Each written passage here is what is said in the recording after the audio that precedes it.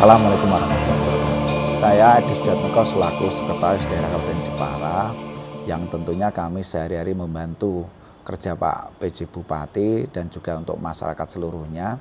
Kami berharap kepada masyarakat Jepara yang selama ini memang Jepara itu cantik dan indah dan damai. Ayo dengan 2024 kedamaian, kondusivitas daerah kita jaga selalu. Dan apabila ada informasi yang bersifat emosional, bullying dan sebagainya, ayo kita cari yaitu tabayun, yaitu cari informasi yang sesungguhnya. Jangan mudah percaya, jangan mudah kita terprovokasi sehingga kita tidak tahu arahnya. Harapan kami masyarakat Jepara yang cerdas, tentunya kita menjadi pemilih yang cerdas juga. Sehingga kita nantinya dalam pemilu yang akan datang tahun 2024 kita dapat pilihan yang cerdas pula. Insya Allah masyarakat yang cerdas akan memilih orang yang cerdas pula. Amin. Terima kasih. Assalamualaikum warahmatullahi wabarakatuh.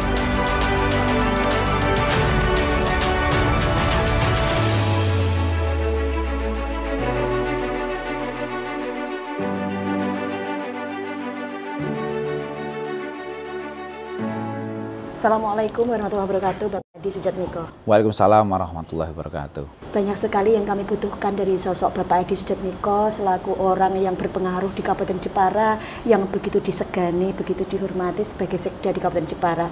Seperti apa kira-kira himbauan yang disampaikan kepada masyarakat Jepara, Bapak? Terima kasih, Bu.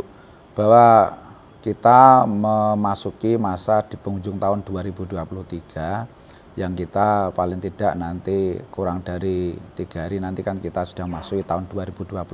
Ya. Tentunya di akhir tahun 2023 kita merefleksi dan kita berintrospeksi terhadap apa yang telah kita lakukan selama 1 tahun ini. Ya. Selama tahun ini apa yang sudah kita kerjakan dan kita introspeksi apa yang kurang perlu nanti kita tambah di tahun yang akan datang. Dan yang mungkin memang itu bermanfaat bagi masyarakat itu tentunya kita langgengkan, kita laksanakan dan perlu ditambah yaitu untuk push program-program yang lebih baik untuk masyarakat. Dan yang kurang inilah yang perlu kita evaluasi seperti tadi baru kita lakukan untuk melakukan yaitu evaluasi tim untuk pengentasan stunting. Sehingga saya minta apakah program yang sudah kita lakukan ini sudah tepat sasaran atau belum. Kalau memang belum ya harus kita rubah strategi kita, kalau sudah maka harus kita tingkatkan supaya cepat untuk penanganan stunting di Kabupaten Jepara ini betul-betul bisa dinikmati oleh masyarakat dan tentunya stunting bisa lebih cepat untuk hilang dari bumi Kartini Jepara. Iya, jadi harusnya kita merefleksi diri dan introspeksi terhadap apa yang sudah kita lakukan. Iya. Introspeksi diri untuk apa yang sudah kita lakukan, termasuk juga tadi Bapak sempat menyampaikan stunting ya Pak. Iya. Dan di sini juga kami memperhatikan dan juga melihat kondisi mungkin yang pernah Bapak edukasi juga tentang PNS yang mungkin ada kelesuan para guru yang sudah mulai agak kendor semangatnya. Nah ini di tahun 2024 supaya semangat kembali, apa ada himbauan-himbauan dari Bapak Edi? Ya. Kalau saya mengajak bahwa kita itu senantiasa kita bekerja dengan baik dan niatan yang baik. Nah, kalau kita baik insya Allah apa yang diberikan dari Tuhan kepada kita insya Allah juga berimbang. Jadi kepada para PNS dan guru apa yang menjadi lesu, saya kira karena kita kerja itu sesuai dengan apa yang telah diamanatkan kepada kita, maka harapan kami kita bekerja dengan baik. Kita kalau melihat untuk mengucap rasa syukur itu harus kita melihat pada masa dulu sebelum kita diterima dalam bekerja ini. Contoh guru, sebelum menjadi guru tetap itu kayak apa? Setelah diangkat harusnya bersyukur. Sebelum melamar waktu menjadi GTT itu kayak apa? Setelah dilamar jadi GTT itu kita nikmati. Bersyukur itulah yang tentunya kita harapkan kepada teman-teman semuanya PNS dan kita menjadi kalau bersyukur itu insya Allah dalam bekerja itu semangat. Iya. Tapi kalau kita bekerja selalu kurang, selalu tidak bersyukur menggerutu, itu nanti yang terjadi juga selalu kurang untuk kita dan akhirnya semangat itu patah. Iya. Dan padahal kerja itu kalau kita semangat, diniati beribadah apapun posisinya, insya Allah kita akan berkah dan itu mendapatkan pahala dari Allah SWT. Jadi menurut saya itu kerja selalu bersyukur dan apa yang kita dapat inilah yang kita nikmati dan kita kita nasarupkan kepada keluarga kita, semoga berkah. Untuk generasi muda Bapak, ini dari generasi muda kita juga mengevaluasi di tahun 2023, selain memang mereka banyak sekali generasi milenial, generasi Gen Z yang semakin heboh dan semakin luar biasa ini, mungkin ada sisi positif negatifnya. Himbauan dari Bapak untuk kita semua generasi muda, mereka yang selalu bersemangat, mereka yang terkadang belum bisa membedakan mana yang baik, mana yang benar, mana yang nggak patut dalam melakukan atau memanfaatkan digital ini, Pak. Seperti apa himbauannya? Ya, sekarang dengan era digitalisasi, kepada kaum milenial, harapan kami manfaatkan zaman digital ini dengan sebaik-baiknya. Jadi era digital ini memang dunia kan hanya satu genggaman. Tapi dunia ini genggaman antara surga dan neraka pun satu genggaman. Bisa suatu saat pemuda ini dalam menggenggam teknologi ini bisa keliru kalau penggunaannya tidak didasari dengan iman. Untuk itu memang bekal agama, bekal iman ini penting kita kedepankan dalam generasi kita. Sehingga apa yang dilakukan, misalkan bisnis, mau bisnis dengan digital, dengan online, tapi dilandasi dengan keimanan, bahwa di sini ada yang mengawasi, tidak hanya sebatas pengawasan hukum, tapi pengawasan Allah SWT, itu pasti dalam diri kita menggunakan digitalisasi akan dimanfaatkan dengan baik. Lain waktu, misalkan kita teman-teman kaum milenial memanfaatkan digitalisasi dengan hal yang buruk, itu pun terperosoknya juga kan lebih jauh ke dalam.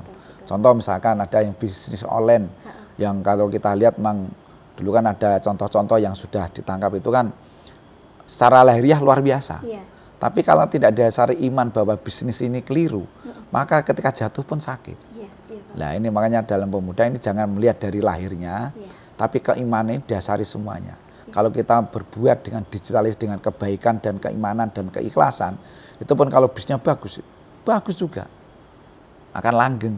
Tapi kalau hanya sementara waktu, hanya mau ngeprank orang misalkan, ya kan banyak sekarang kan yang bisnis menawarkan dengan berbagai kemudahan, dagang yang berbagai kemudahan, tapi di dalamnya tidak ada keimanan. Misalkan penipuan terhadap konsumen.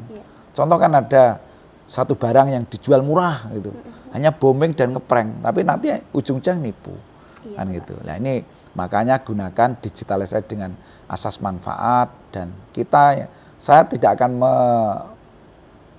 menasihati untuk apa. Yang penting iman. Karena apapun kita aturan apapun, kalau misalkan imannya tidak diikuti, itu pasti bisa disiasati. Betul. Nah itu maka menurut saya ya, iman kita bahwa sejauh kita melangkah, kita masih di bawah pengawasan Allah SWT. Itu aja. Betul.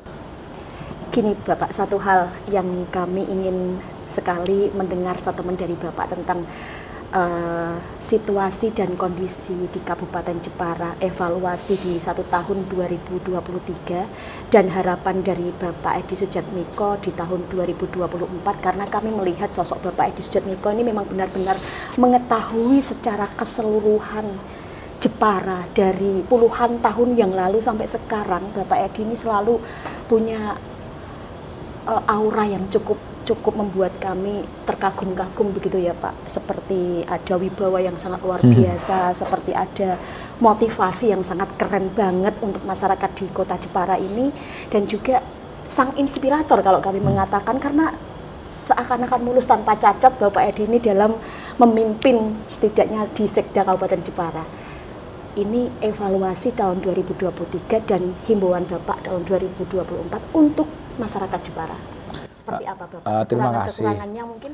Saya mungkin tidak menjadi orang yang sempurna dan penjabat sempurna. Saya hanya di sini bekerja dengan mengupayakan aturan kami lakukan dan juga norma-norma kita lakukan, etika kita junjung tinggi. Dan saya juga tadi sampaikan bahwa saya bekerja, tentunya saya bukan orang yang paling suci, tapi saya berharap untuk role-nya kita mainkan sesuai garis itu, dan juga agama pun saya bukan orang yang paling baik dalam beragama, tapi saya berupaya untuk menjadi baik. Nah, untuk itulah maka itu niatan saya. Dan saya pun tidak menjadi orang yang terbaik di sini. Nyatanya juga ada yang tidak puas, ada yang mengkritik. Itu pun kita terima apa adanya. Tapi harapan kami, mari dengan pekerjaan yang ada di Jepara yang sudah kami lakukan ini, saya tidak ada niatan apapun yang misalnya untuk mencerdai masyarakat Jepara. Saya dalam hal ini adalah ingin bersama-sama kita, Pak Bupati, Forkopimda semua membangun Jepara dengan baik.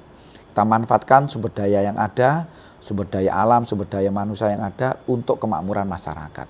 Tapi untuk mencapai itu memang tidaklah mudah, karena kita harus berkutat terhadap aturan, politik, dan sebagainya. Tapi kami berupaya yang terbaik untuk masyarakat Jepara. Dan masyarakat Jepara harapan kami dalam menggali informasi, dalam memahami informasi, supaya betul-betul informasi itu diterima dengan baik dan dibandingkan dengan realita yang ada. Jangan sepihak, jangan berkonotasi yang lain, jangan hanya terbawa oleh informasi-informasi yang bersifat emosional. Harapan kami kalau ada informasi A, kita cek dan cek, sehingga itu berita itu tidak menjadi hoax dan berita yang provokasi, tapi berita yang menyejukkan masyarakat Jepara. Apalagi di tahun 2023 ini sudah mulai menghangat, apalagi 2024 nanti semakin hangat lagi, yaitu kaitan dengan adanya pemilu. Harapan kami masyarakat, pilihlah pemimpin yang baik dan juga jangan terprovokasi oleh informasi-informasi yang sekiranya itu menyesatkan masyarakat. Harapan kami informasi dicek dan dicek sehingga harapan kami masyarakat bisa cerdas, dan saya menganggap bahwa masyarakat Jepara sudah cerdas. Pilihlah yang terbaik untuk masa depan Jepara, masa depan Indonesia. Jadi kami pun memang pegawai harus netral, tapi punya pilihan. Tapi harapan kami kepada masyarakat Jepara jadi pemilih yang lebih cerdas. Pemilih saya kira itu. Ya. Terima kasih Bapak Edi. Semoga Jepara selalu sukses. Amin. Pak Edi juga sukses. Amin. Amin. Assalamualaikum warahmatullahi wabarakatuh. Waalaikumsalam warahmatullahi wabarakatuh.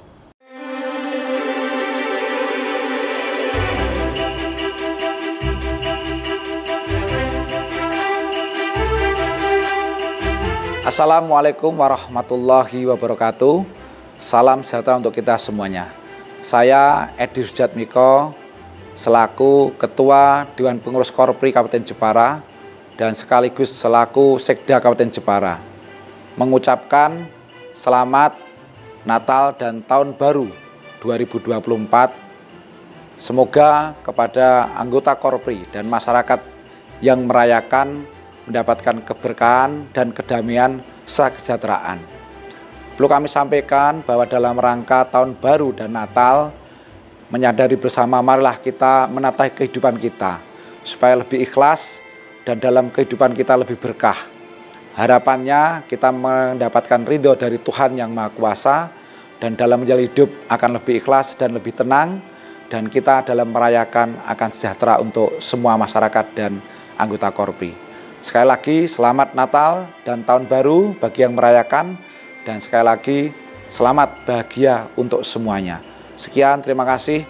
Wassalamualaikum warahmatullahi wabarakatuh. Salam sejahtera untuk semuanya.